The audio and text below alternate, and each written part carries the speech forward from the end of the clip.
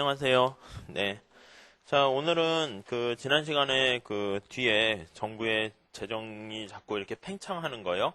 거기 문제를 안 풀었는데, 그 문제 좀 풀고요. 그 다음에, 3장 후생경제학 들어가도록 할게요. 자, 페이지 15페이지 한번 보겠습니다. 자, 우리가 지난 시간까지 얘기한 게, 바그너의 법칙이라는 게요. 정부 부문이 지속적으로 계속 팽창한다는 것이죠. 이렇게 팽창하는데 왜 팽창하는가? 요거에 대해서 이제 연구와 관심을 기울이고 있어요. 자, 그래서 문제를 보면서 할게요. 문제 1번 보시죠. 1번.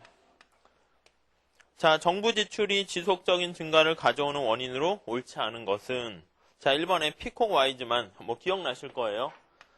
피콕과 와이즈만 뭐라고 그랬냐면 어떤 중간에 사회 혼란기가 발생하게 되면 사람들이 참을성이 늘어나가지고요. 정부가 세금을 거두고 정부의 역할 강조하게 되면 용인한다는 거죠. 그래서 사회 혼란기가 되면 이렇게 점프해서 이렇게 계속 증가하는. 그러니까 사회 혼란기 그리고 전위 효과, 문턱 효과, 그다음 점검 효과 이런 거 떠올리시면 돼요. 맞는 얘기고요. 그 다음 2번은 좀 이따 하고 3번 부캐넌의 리바이던 가설. 부캐넌이 봤을 때는 대의민주주의 원리 때문에 그렇다는 것이죠. 그래서 본인과 대리인 역할을 하는 대의제 때문에 요거를 이제 좀 이렇게 홉스의 거기에 나오는 리바이던이라는 그 괴물 이름을 따서 만들었고요.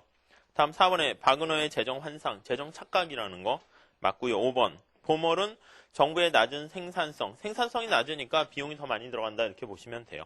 자, 이번에 그거 체크 좀 해주세요. 갈브레이드인데 원래 광고라는 말은 없었어요. 시험 문제에서. 근데 갈브레이드라는 사람은 갈브레이드의 의존 효과 이렇게 얘기했는데 하버드 대학의 교수였거든요. 우리가 아는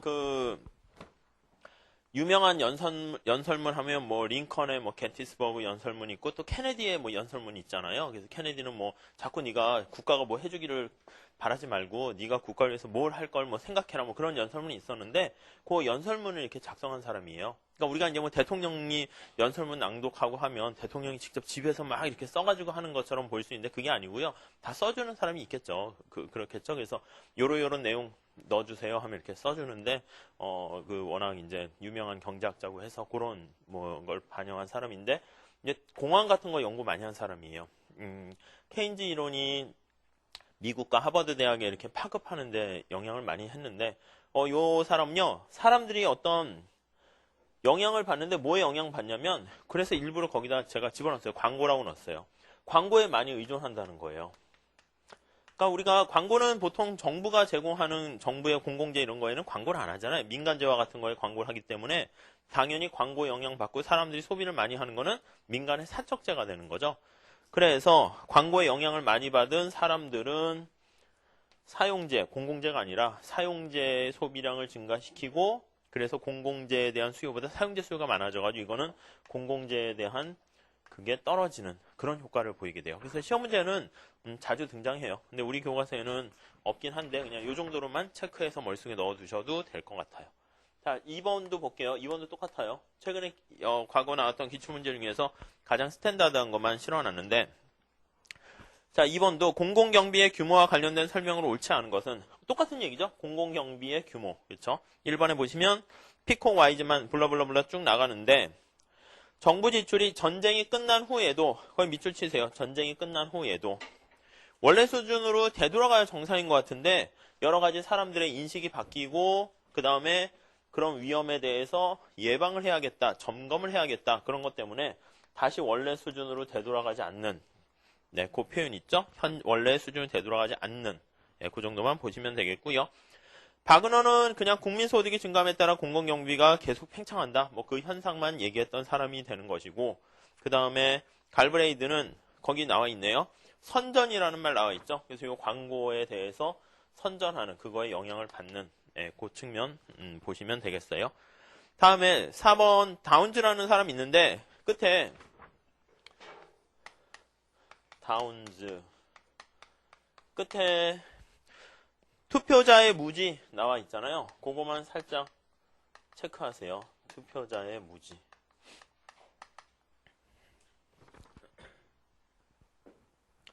다운즈는요, 우리가 봤을 때 이 투표자들은요, 투표자의 합리적인 무지, rational ignorance라고 하는데, 우리가 봤을 때, 개개인이 봤을 때요, 합리적이라는 게 전체적으로 보면 합리적이지 않은 경우가 있단 말이에요. 그래가지고, 예를 들어서 자기가 어떤 잘못, 불의를 봤을 때, 신고하거나 할 때, 신고하면 사실 다 같이 신고해야지 그런 범죄가 없어지는데, 스스로가 복잡한 거예요. 괜히 너 봤지? 경찰서 왔다 갔다, 증인서라, 귀찮으니까, 안 하게 되는 것이고요. 그런 걸 안 하게 되면, 국가 전체적으로 보면 안 좋은 일이 발생할 수 있겠죠. 그런 식으로 합리적인 행동인데 나쁜 결과를 초래하는 뭐 그런 식으로 연결을 하게 되는데 그 내용까지는 우리가 구체적으로 볼 필요는 없을 것 같아요. 그래서 시험 문제가 가끔 나오는 것도 사람 이름 가지고 이제 보시면 되고 이름 자체가요. 그냥 이렇게 보셔도 충분해요. 이름이 다운이잖아요. 그러니까 그냥 공공재 공급을 떨어뜨리는 얘는 과다 공급이 아니라 공공재의 과소 공급과 관련돼 있다. 그 정도만 보시면 될 것 같아요. 그러니까 이 파트는 한 문제가 단독 문제로 출제되는데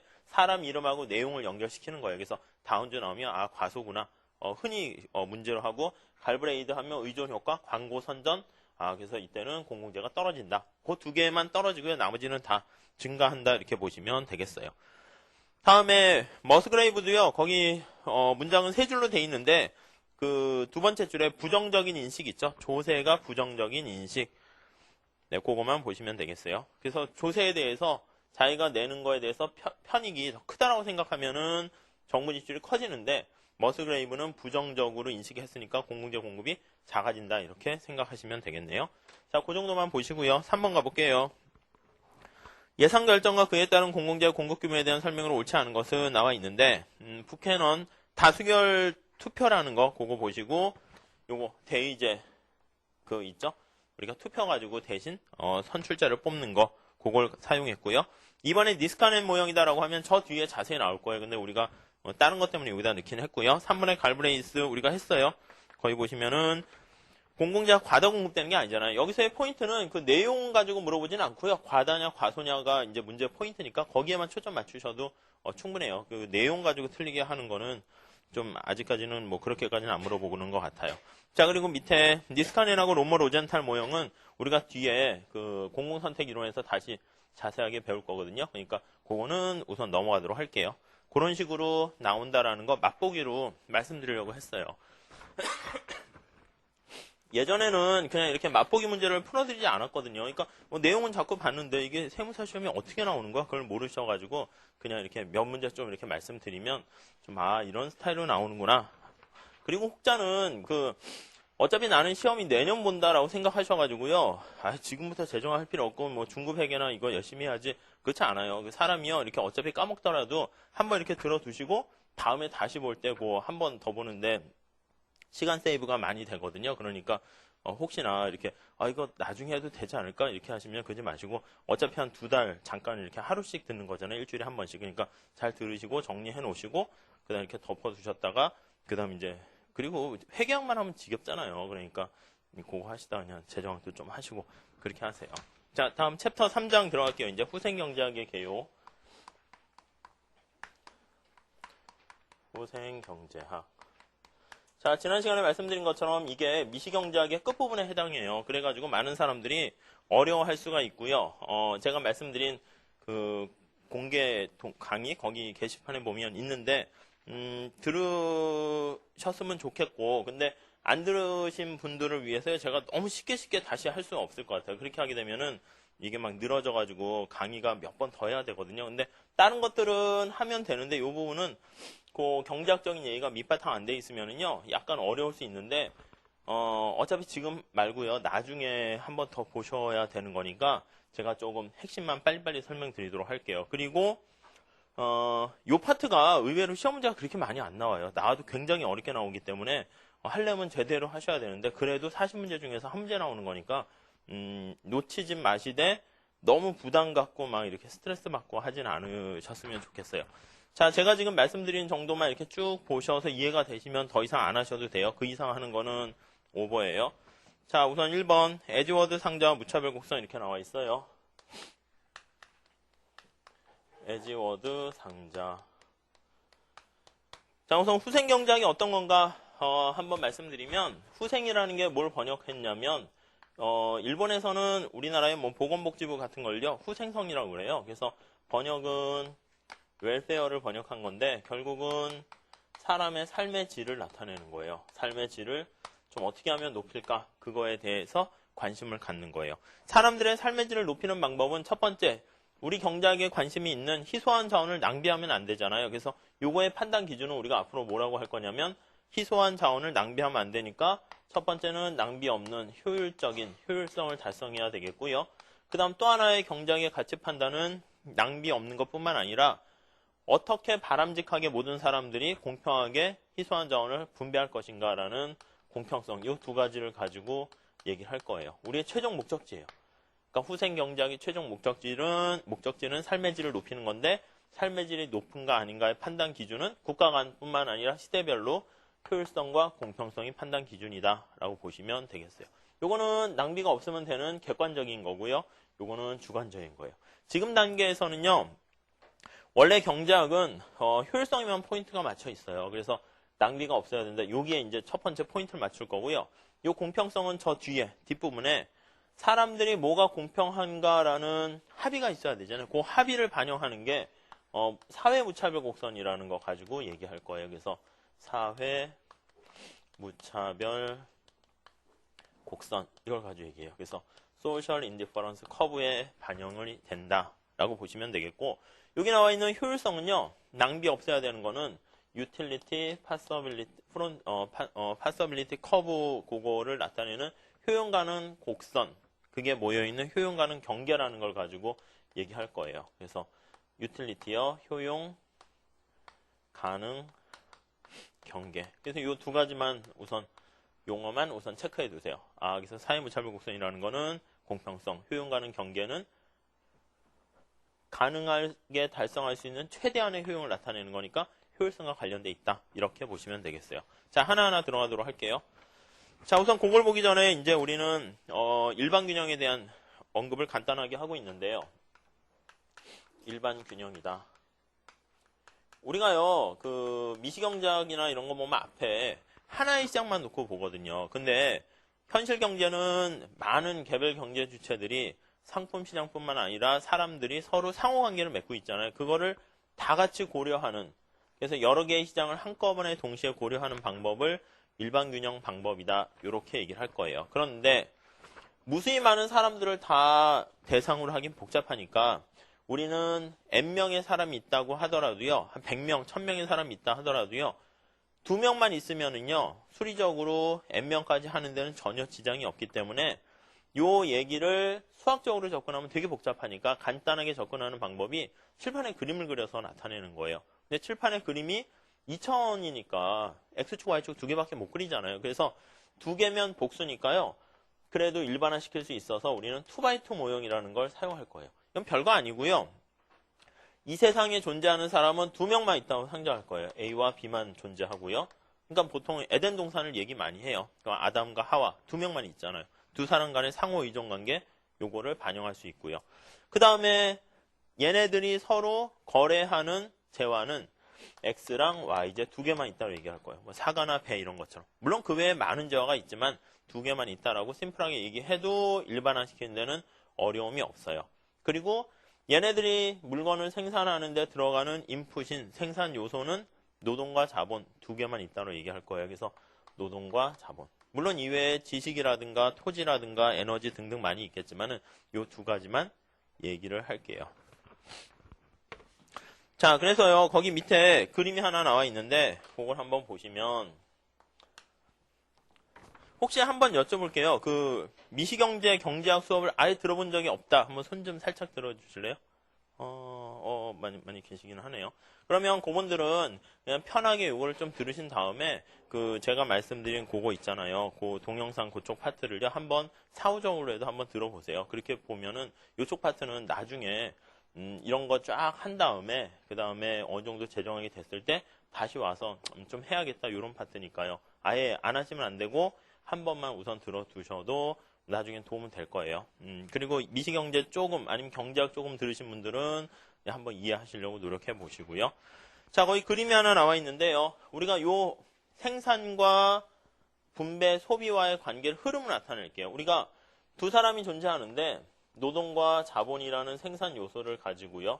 우리가 L이라고 하는 건요. 레이벌에서 노동이라고 쓸 거예요. 그리고 K는 캐피털에서 자본. 원래는 C로 써야 되는데 독일어에서 나왔어요. 뭐 자본론 하는 다스캐피털은 K로 쓰게 되니까. 그리고 인류 최초의 자본이 뭐냐면 옛날에 이제 농사 지을 때 가축 있잖아요. 거기서 그 가축을 원래 이제 생산과 관련된 자본으로 봐서 캐틀이라는 그 단어에서 유래했다고 그래요. 자, 노동과 자본을 인풋으로 집어넣어가지고요. 이 사람들이 어느 박스에 이렇게 막 버무려가지고 무엇인가를 만들어요. 그래서 두 재화인 X재랑 Y재를 생산하네요. 그래서 X, Y는 어떤 사과나 배와 같은 생산물이라고 볼게요. 사과나 배. 이 사과나 배를 생산한 다음에 이게 이제 그 다음에는 시장에 가서요.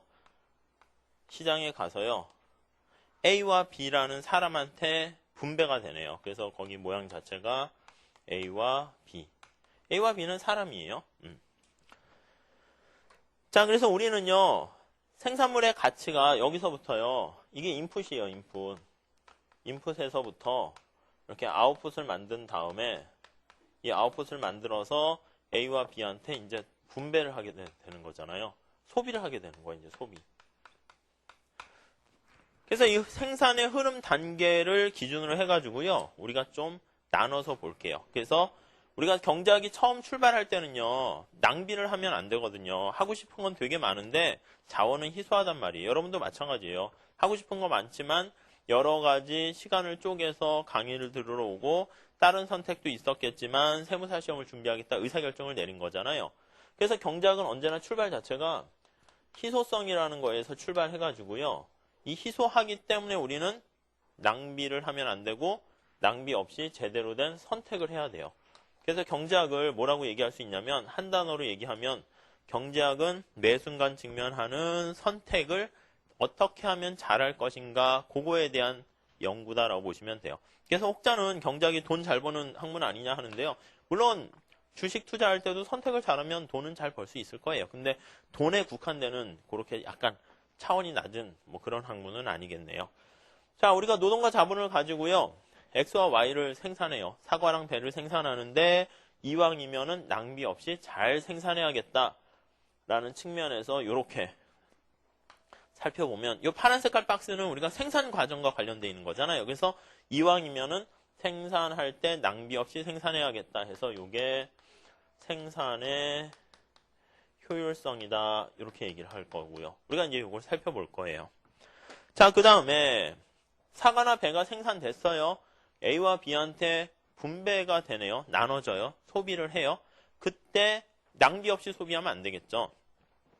여기 잠깐 볼게요. 우리가 경제학이다라고 하면 지난번에 말씀드린 것처럼 시장 메커니즘을 활용하는 거예요. 시장 메커니즘을 활용할 때는 여기 다른 거를 포기하고 제가 이렇게 희소한 물을 만들었거든요. 이 물을 어떻게 분배하는 게 가장 좋은가라고 하면은 목마르신 분 손 드세요 하면 저요 손 들잖아요. 만약 그게 아니라 사회주의 시스템처럼 자 우리 공평해야 됩니다 해가지고요. 이 물을 똑같이 n분의 1로 나눠준다라고 하면 앞에 계신 분은 별로 목이 안 말라요. 근데 제가 한 모금 드리니까 이거 대신 나는 배고파서 빵을 줬으면 좋겠는데 여기 계신 분은 되게 갈증이 있어요. 그러니까 한 모금 갖고는 부족한데 근데 공평해야 됩니다 해서 똑같이 n분의 1로 나눠주면은 이분은 필요 없는데 줘서 투덜투덜 이분은 더 줬으면 좋겠는데 투덜투덜 다 투덜투덜 되는 거예요. 그러니까 자기가 원하는 바를 원하는 만큼 얻지 못하니까 그게 사회주의 시스템의 단점이라고 보시면 돼요. 근데 목마르신 분 이렇게 하면 저요 하고 막 먼저 앞으로 나온 사람은 내가 그만큼 목이 마르다 갈증이 크다라는 걸 뜻하는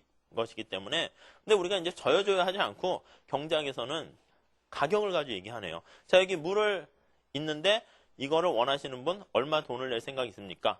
그래서 경매 붙이듯이 목 안 마른 사람은 저는 100원 낼래요. 목 마른 사람 전 1000원 낼래요. 더 목 마른 사람은 전 10,000원 낼래요. 그러니까 높은 가격을 지불한다라고 하면은 그만큼 내가 이 물을 선호한다라는 걸 뜻하게 된다라고 생각하시면 되겠어요. 그래서 경제학에서는 희소한 자원을 적재적소에 어떻게 잘 배분하는가 그게 관심인데 첫 번째 관심사가 희소한 노동과 자본 을 가지고 X랑 Y를 생산하는데 중간에 낭비하면 안 되잖아요. 뭐 일을 안 한 실업이 있다라고 하면 그게 다 낭비가 되죠. 자본을 샀어요. 공장을 샀는데 놀고 있는 기계 있다? 그게 다 낭비하는 거잖아요. 그런 일이 없어야 된다는 게 생산의 효율성이에요. 그 다음에 생산된 걸 가지고 이 물과 같이 사람들한테 나눠주려고 하는데 나눠줄 때도 이쪽에 이왕이면은 자기가 원하는 상품을 A와 B가 X, Y를 분배하는 거예요. 소비하는 거예요. 그때 자기가 더 좋아하는 재화를 갖는 게 바로 그게 교환의 효율성. 여기서 말한 건 교환은 소비까지 포함하는 거니까 소비의 효율성 이렇게 얘기할 수 있을 거예요. 이게 이제 소비의 효율성이 되는 것이고요. 그 다음에 한 가지를 더 봐야 되는데 한 가지는요. 이걸 전체를 퉁쳐서 같이 보는 거예요. 이미 생산됐다라고 하면 여기서는 A와 B가 X, Y를 소비해서 얻게 되는 만족 측면에서 관심이 있는데 우리는 언제나 비용과 편익을 같이 고려해야 돼요. 저 뒤에 나가면 재정학에서는 비용 편익 분석을 하게 돼요. 그래서 어떤 일을 했는데 비용은 당연히 발생하죠. 근데 거기서 얻게 되는 편익이 더 크면 그걸 하는 게 나아요. 세무사 공부했어요? 나 세무사 붙었을 때 만족이 막 있어요. 만족을 숫자로 표시했더니 90이라는 만족을 얻었는데 세무사를 치르는 과정에서 돈뿐만 아니라 여러 가지 상처와 스트레스를 받아서 그 피해가 만약에 150이다 이렇게 되면 어떻게 돼요? 그럼 세무사 시험 봤을 때 얻게 되는 90이라는 혜택은 있지만 치르는 대가가 너무 크기 때문에 그때는 공부 안 하는 게 맞는 거죠. 그러니까 내가 세무사 시험을 한 번 더 할까 말까 그런 한계의 개념을 사용하게 되는데 아니면 1년을 더 할까 말까 내년에 한 번 시험 더 볼까 말까 더 봤을 때 얻게 되는 만족과 한 번 1년을 더 공부해서 치러야 되는 대가를 비교해 봤더니 만족이 크면 나는 세무사 공부 한 번 더 하는 거고 만족보다는 대가가 크면 안 하는 것이고 이제 그게 경제학적인 마인드예요. 그래서 여기서 얘기하는 거는 A와 B가 X, Y를 서로 분배했을 때 얻게 되는 만족이면 그 이면에 치르는 대가, 비용까지 고려해야 되니까 혜택뿐만 아니라 비용까지 같이 고려하는 그걸 우리가 종합적 효율성이다 이렇게 얘기할 거예요. 그래서 이거를 사람들은 그냥 막 부담되니까 뭐 MRS, MRT 막 이렇게 외우는데요. 그 외우는 거는 별 도움이 안 돼요. 경제학적 사고방식을 키우는데도 도움이 안 되니까 그 내용을 좀 잘 이해하려고 노력하셔야 돼요. 보면 이렇게 포인트가 잘못 맞춰진 경우가 많이 있어요. 그냥 외울 바에는 그냥 안 하시는 게 나아요. 외울 바에는. 그 회계사 시험도 있잖아요. 경제학이요. 막 사람들 미시경제 어려워서 막 폭탄 떨어졌다 그러는데 제대로 안 할 거면요. 아예 그냥 거시만 공부하고 미시는 그냥 다 그냥 어설프게 공부해서는 풀지 못하니까 그냥 제끼셔도 될 정도로 뭐 그래요. 그러니까 요쪽 파트도요. 한번 잘 들어보시고 만약에 경제학적 백그라운드가 좀 부족하신 분들은 제가 말씀드리는 것보다 더 쉽게는 설명할 수 없어요. 그거는 제가 장담할 수 있거든요. 그러니까 그게 이해 안 되시는 거는 경제학을 아예 처음 들으셔가지고 그런 거고요. 들으신 분들은 아마 좀 이해하시는데 큰 어려움은 없지 않을까 해요.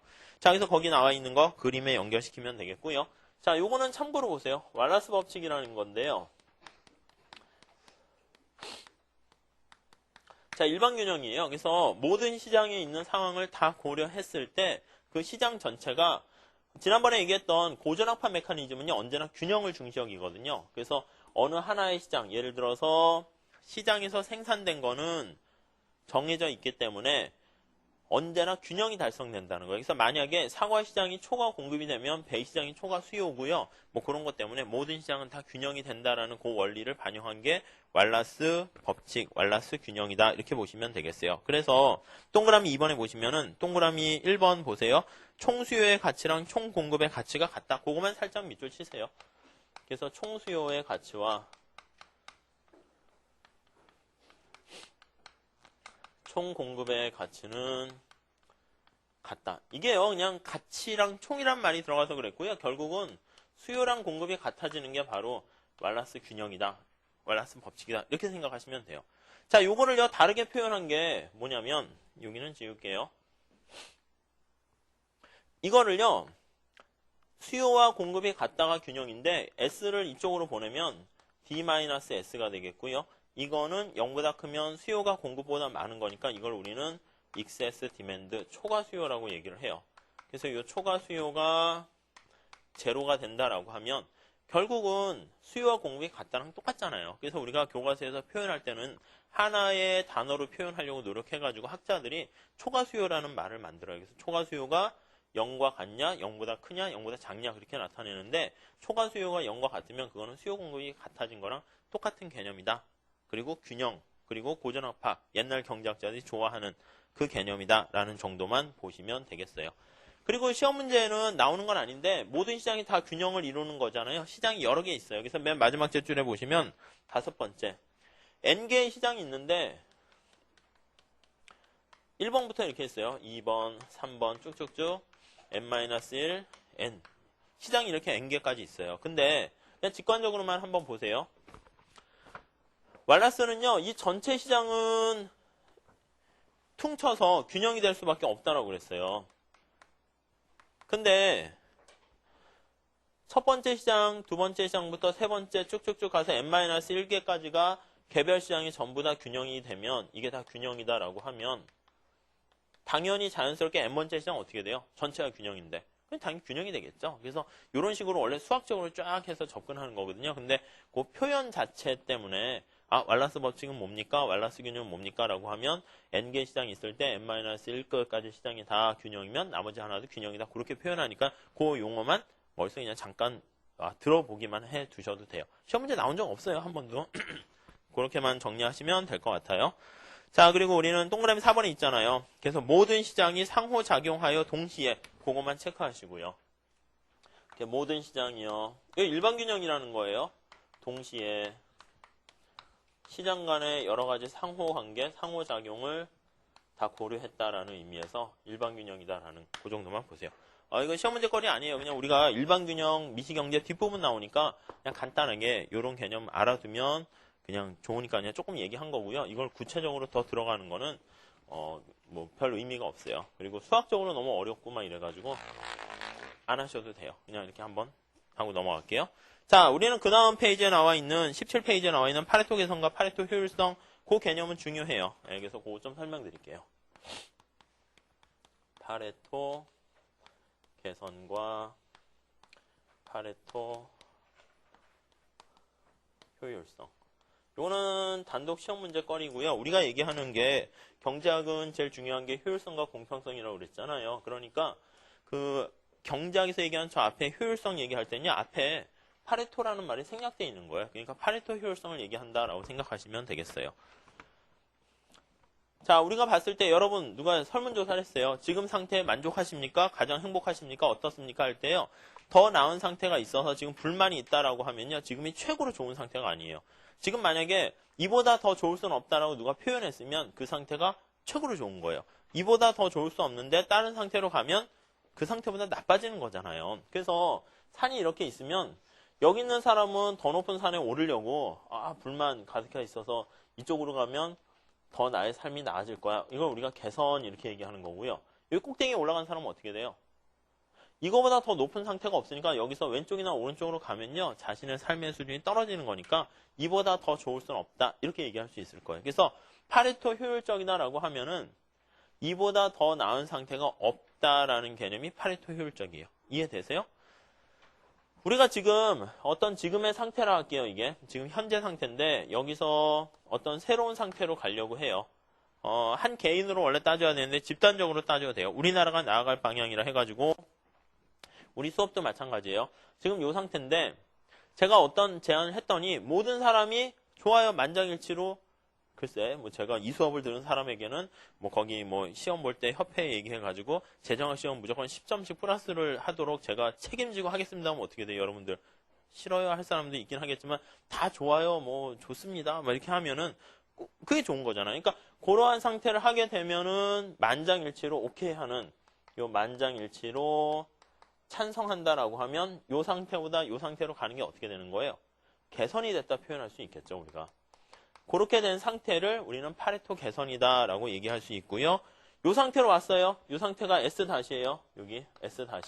그럼 요 상태에서는 어떤 다른 상태로 갔을 때 더 만족스러운 상태가 없다라고 하면은 더 이상 이 상태에서 파레토 개선이 불가능하잖아요. 불가능한 거를 우리는 최상의 상태다, 파레토 효율적이다 이렇게 얘기해요. 다시요. 요거 두 개 관계를 보면 파레토 효율성이라는 것은 다시 말씀드리면 파레토 개선이 불가능한 상태를 파레토 효율적이다. 이렇게 뒤집어서 개념을 정의하니까 그것만 잘 체크하시면 되겠어요. 자, 여기서 첫 번째 파레토 개선 그거 보시면 어떤 한 사람의 효용을 감소시키지 않고 최소한 한 사람 이상의 효용이 증가된 상태 이렇게 해요. 여기 한번 볼게요. 사과가요. 10개 생산됐어요. X제가. 그래서 A와 B라는 두 사람이 이 사과를 논아 갖는다 할게요. 앞에는 A가 갖는 사과의 양이고 뒤에는 B가 갖는 사과의 양이라 할게요. 지금 상태가 A가 4개 갖고 B가 뭐 한 3개 갖고 있는 상태라 할게요. 지금 이 상태예요. A라고 할게요. A. 바구니 이렇게 분배 상태인데 이 상태에서요. 만약 B라는 상태로 갔는데 B는 A가 총 10개를 논아갔는데 지금 둘이 합쳐서 7개밖에 소비 안 한 거잖아요. 3개가 아직 남아있으니까 이거는 낭비가 있고 비효율적인 상태예요. 그래서 둘이 잘 협의를 해가지고 A가 5개를 갖고 B가 5개 갖는 이런 상태가 되면 어떻게 되는 거예요? 다들 찬성하겠죠. 그러니까 이렇게 가면 이거는 개선 이렇게 될 거예요. 자, 또 다른 개선이 있어요. C로 갔어요. C는 A가 4개를 갖고요. B가 6개를 가졌어요. 그렇게 돼도 A는 어떻게 돼요? 이전보다 감소한 건 아니잖아요. 우리가 이제 현실에서 보면 야 나는 가진 거 없는데 너만 이렇게 가졌냐? 상대적으로는 투덜대는 사촌이 땅을 산다 하면은 불만이 있을 수는 있겠지만은 여기서 봤을 때 A는 이전과 동일한 사과를 가질 수 있으니까 사실은 투덜대진 않아요. 그리고 B는 더 많이 갖게 되니까 이 상황에 대해서 역시 이것도 개선 이렇게 얘기할 수 있어요. 반대로 D는요. A가 남은 3가지가 3개, 총 7개 소비했으니까 3개가 남았는데 그 3개를 다 A가 가져서 A가 7개 갖고 B가 3개 갖는 이것도 B는 감소하는 거 아니니까 역시 개선 이렇게 될 거예요. 그러니까 이렇게 분배된 상태에서 이런 상태로 가게 되면 더 나은 상태로 갔다라고 얘기를 할 수 있고요. 여기서 한번 볼게요. 그 중에 하나인 이 상태를 한번 볼게요. 이 상태에서 A라는 사람이 하나를 더 가지려고 그래요. B-로 갈게요. 그냥 이게 뭐 괜히 B- 하니까 헷갈릴 수 있는데 그냥 쉽게 그냥 생각하세요. A가 하나 더 가지려고 해서 6개로 가져가려고 하면 시장에 생산된 게 총 10개밖에 없으니까 B 거를 뺏어야 되는 거잖아요. 그럼 B는 어떻게 돼요? 4개를 갖게 되고요. 이렇게 되면 어떻게 돼요? 이렇게 자원 배분이 바뀌려고 하면 B는 투덜대겠죠. 야, 나는 손해봤잖아. 그래서 난 찬성 안 해. 만장일치가 되지 않는 거예요. 모두 다 만장일치 되는 상태가 개선인데 이 상태는 파레토 측면에서 봤을 때 더 나은 상태인 개선이 안 되네요. 자, 다시요. 그러니까 이렇게 된 상태는 10개를 다 소비했는데 어떤 상태로 가더라도 누구에게는 사과 개수가 하나 없어지니까 불만을 표출하게 될 것이니까 이 상태에서는 지금 파레토 이 상태에 왔다라고 하면 파레토 개선이 불가능하고 이 상태가 우리는 파레토 효율적이다 이렇게 표현을 하는 거예요. 여기도 마찬가지예요. 4와 6일 때 여기서 어떻게 누가 딴 사람이 하나 더 가지려고 해도 다른 사람한테 피해를 가하게 되고요. 그러니까 더 나은 상태로 갈 수가 없다라는 개념으로 파레토 효율적이다.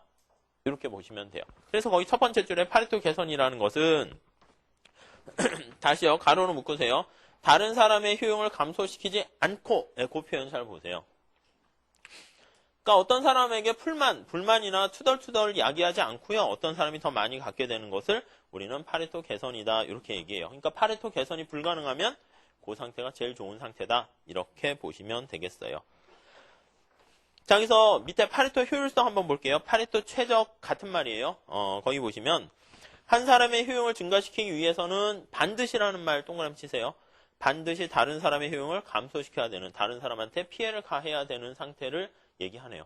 다시요. 이게 시험 문제에 이렇게 문장 그대로 나오기도 하고요. 응용해가지고 물어보기도 해요. 그런데 그 응용할 때도 이 개념만 잘 기억하시면은 뭐 크게 어려운 거 아니에요. 우리가 객관식이잖아요. 객관식이면 난이도가 어려워져가지고 여러분들이 공부를 더 하는 게 난이도 어렵게 막 시험 문제 나오는 게 아니고 말을요. 우리가 봤던 말을 좀 다른 말로 조금 이렇게 비슷한 말 반대말로 뒤집어서 나오거든요. 그러니까 우리가 알고 있는 얘기를 문장 그대로만 막 피상적으로 보지 마시고요. 좀 이렇게 좀 느끼셨으면 좋겠어요. 아, 개선, 파레토 효율 지금 얘기한 거나 일반적인 현상에 적용시켜가지고 좀 그렇게 아시면은 뭐 이렇게 크게 어렵지는 않을 거예요. 자, 여기서 1번에 보시면 파레토 최적 기준에 적합한 분배 상태는 다수 존재한다. 다수 밑줄 치시고요. 여기 보세요. 지금 예를 들었는데 이 상태는 파레토 효율적인 상태가 아니에요. 근데 이 상태 파레토 효율적이죠. 요 상태 파레토 효율적이죠?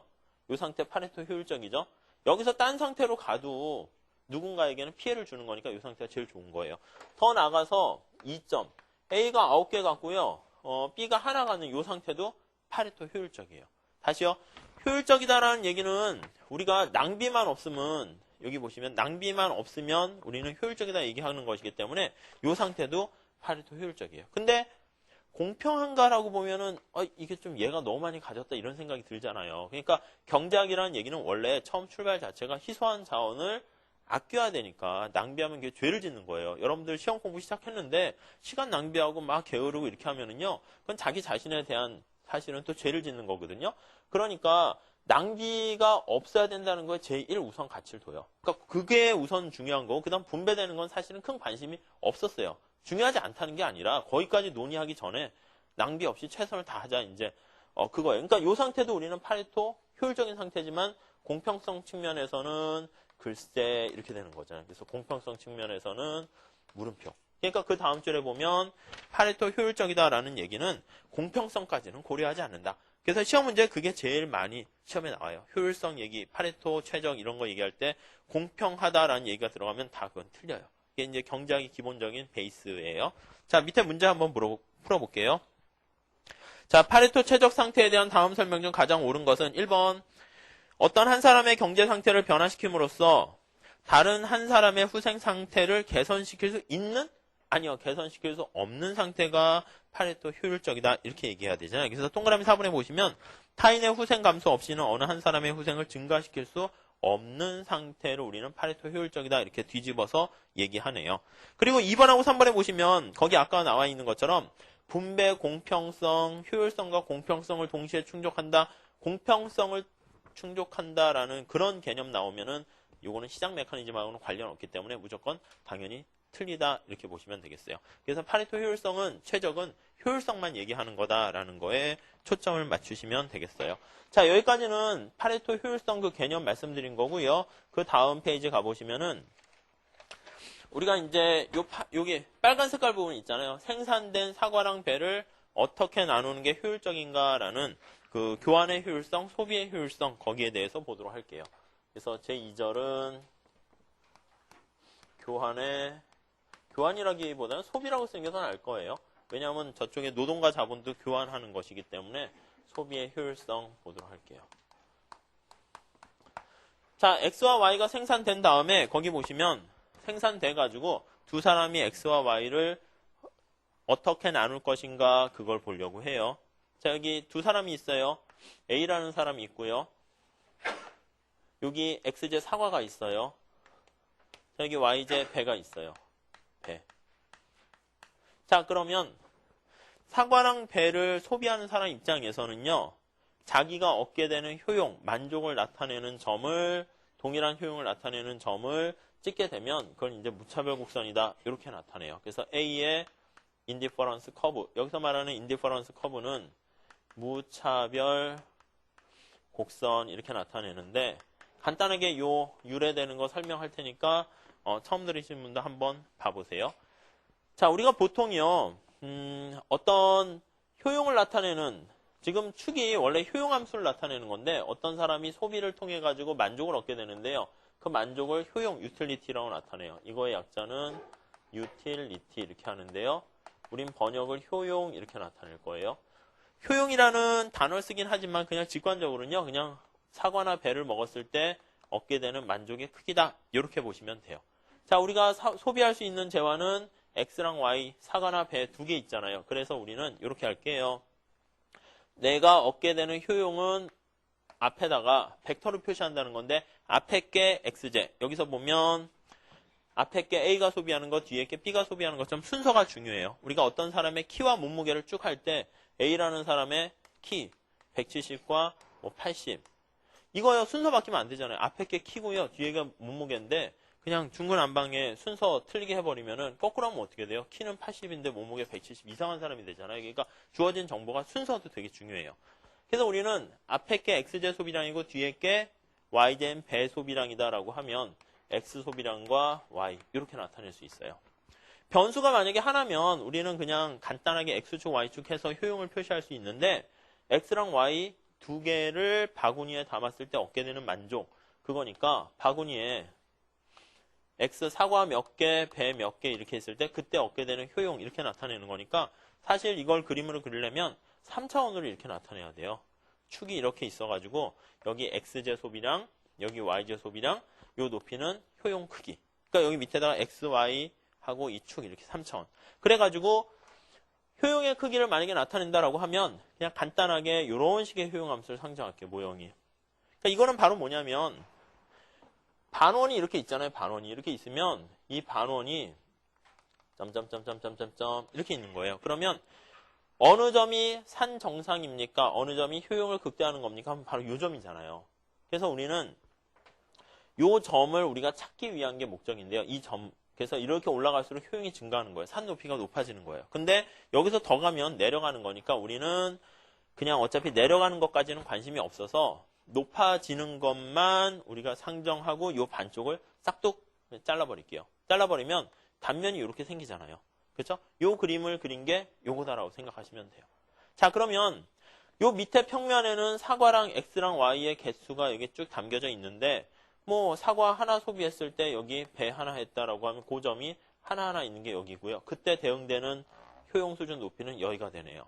그렇죠? 입체적으로 뭐 왔으면 좋겠는데 만약에 사과를 2개, 3개, 4개 사과를 3개 먹었더니 배를 4개 먹었다 이렇게 얘기하면 찍찍찍 해서 여기에 평면 나타내는 게 위에다 그리면 여기 이렇게 산 높이. 그러니까 당연히 봤을 때 사과나 배를 많이 먹었을 때 효용은 높아질 거예요. 그래서 이렇게 3차원으로 그림을 그려야 되는데 3차원이라는 게 이게 잘 시각적으로 잘 안 와닿아요. 공간 지각 능력이 좀 뛰어난 사람 아니면은 이걸 막 돌려야 되는데 그림 그리기도 불편하고 해서요. 어떤 방식을 쓸까 사람들이 고민을 했는데 가장 간단한 방법 중에 하나가 우리가 산이 이렇게 있으면 3차원의 모양인데 지도에 표현할 때는요. 이거를요. 등고선이라는 걸 가지고 우리가 사용을 한단 말이에요. 그래서 동일한 높이를 연결하는 산 정상 그리고 동일한 높이인 여기가 뭐 해발 무슨 600m다라고 하면 모양을 여기 해발 600m인 거를 이렇게 쭉 연결하고요. 그 다음에 여기 밑에 요 높이 산 이렇게 둘레를 둘러싸가지고 이렇게 해발 이게 400m다라고 하면 밑에다 이렇게 쭉 그려서 이렇게 그리면 해발 400m. 그래서 이렇게 모양을 그리게 되면 이렇게 그리게 되면 우리가 뭐 색깔 가지고도 표시하긴 하는데 이렇게 모양을 그리면 위에서 산을 찍은 거네요. 우리가 지도할 때 뭐 생생하게 표현하려고 다음이나 네이버 지도 보면 위에서 찍은 그림 나오잖아요. 그러니까 여기 위치한 거는요. 전부 다 위치는 다 다르지만 높이는 똑같은 점을 나타내는구나. 그걸 알 수가 있네요. 그래서 우리는 이렇게 3차원 돼 있는 거를 위에서 내려다 봐서 차원을 2차원으로 딱 쪼개면 우리가 좀 분석하기 용이하겠구나라고 생각을 해가지고요.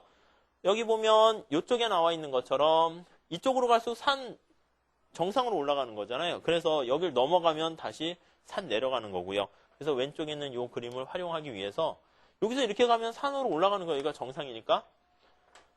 4개 다 보기 불편하니까 여기서요. 요것만 잘라내는 거예요. 이렇게 쫙 잘라내요. 잘라내면 요런 모양의 그림의 형태를 찾아낼 수 있고요. 우리가 지금 얘기한 것처럼 효용은 어떻게 돼요? 이렇게 그리면 파란 색깔보다는 여기다 이렇게 X축, Y축 하면 파란색보다는 노란 색깔이 산이 더 높고 하얀 색깔이 산이 더 높고 이 점이 정상이구나라는 걸 표현할 수 있네요. 이게 X제곱, 이게 Y제다라고 하면 X, Y를 많이 가질수록 효용이 높아지는 거나를 반영해주고 여기 나와 있는 같은 파란 색깔 선상에 있는 점들을 연결하면 요 선상에 있는 것은 위치는 달라요. 바구니에 담겨있는 수량은 다르지만 높이는 똑같네요. 그래서 우리가 여기 무차별 곡선이라고 얘기하는 거는 뭐가 무차별하냐라고 하면 산 높이가 똑같다. 등고선도 같은 말이잖아요. 등고선 하면 이게 등은 같다는 거고요. 이꼴. 고는 높을 고자. 높이가 같은 점들을 연결한 선이다. 이게 등고선이에요. 그러니까 여기서도 사실은 효용이 똑같은 점을 연결한 선이다 라고 해가지고 사실은 여기 동일한 효용 이렇게 있으면 위에서 내려다 보면요. 지저분하니까 여기 좀 지울게요. 파란 색깔을 투영시키는 거예요. 투영 이렇게 시키면 모양이 이렇게 모양이 될 거고요. 그리고 만약에 빨간 색깔이다 라고 하면 빨간 색깔은 이 높이가 더 위에 있네요. 위에서 내려서 줄무늬 그려가지고 쭉 그리게 되면 모양이 여기 이렇게 투영되는 걸 알 수 있을 거예요. 그래서 그 중에 하나의 선을 나타내서 이렇게 그린 게 대표적인 우리는 효용의 크기가 똑같네요. 높이가 똑같네요. 그래서 정확하게는 사실은 등 효용 곡선 이름을 그렇게 붙여야 좀 나은데 처음에 번역하거나 경제학을 이거 정립할 때 사람이 인디퍼런스 커브다라는 말을 붙여서요. 우리는 그냥 무차별 곡선 이렇게 이름을 붙이는 거예요. 그러니까 무차별 곡선 얘기를 딱 들었을 때 아, 만족은 똑같구나. 근데 바구니에 담겨 있는 사과나 배의 양이 다르네요. 이 사람의 만족이 만약에 이게 10이라고 하면 이게 10이에요. 근데 담겨 있는 사과랑 배의 양은 다르네요. 사과가 만약에 2개고 배가 6개 이렇게 있는 바구니랑 우리가 이제 명절 때나 추석 때 가면 선물 사가잖아요. 그때 이제 고르는 거예요. 사과나 배를 바구니에다 담는데 여러 가지 박스로 이제 담죠. A라는 박스, B라는 박스 뭐 이렇게 있는데 A라는 박스는 요거예요. 사과 2개, 배 6개. B라는 박스는 사과 4개, 뭐 배 3개. 담겨있는 개수는 다르지만 나한테 가져다 주는 박스에서 얻게 되는 효용이나 만족은 어떻게 돼요? 동일한 무차별 곡선 상에 있으니까 똑같다 이렇게 보시면 되겠네요. 우선 첫 번째는 여러분들이 요 효용함수라는 거 거기서 나와 있는 3차원의 그림을 그대로 분석하기에는 이 산 모양 그리는 것처럼 복잡하니까 독도법에서 쓰는 등고선이라는 방법을 써서 우리가 사용하게 될 것이고 그렇게 얘기하는 거는 바로 뭐냐면 차원을 낮춰가지고요. 2차원의 평면의 그림을 그리기 위한 하나의 방법이다라고 생각을 하시면 되겠어요. 그래서 요거의 특성에 대해서도 간단히 좀 설명드리면서 진도를 나갈 테니까요. 잠깐 저거 낯서신 분들은 잠깐 좀 한번 생각 좀 더 해보시고요. 그 다음에 저거 기본적인 설명 드리면서 나가야 될 것 같아요. 그래서 잠깐만 10분만 쉬었다가 이어서 하도록 할게요.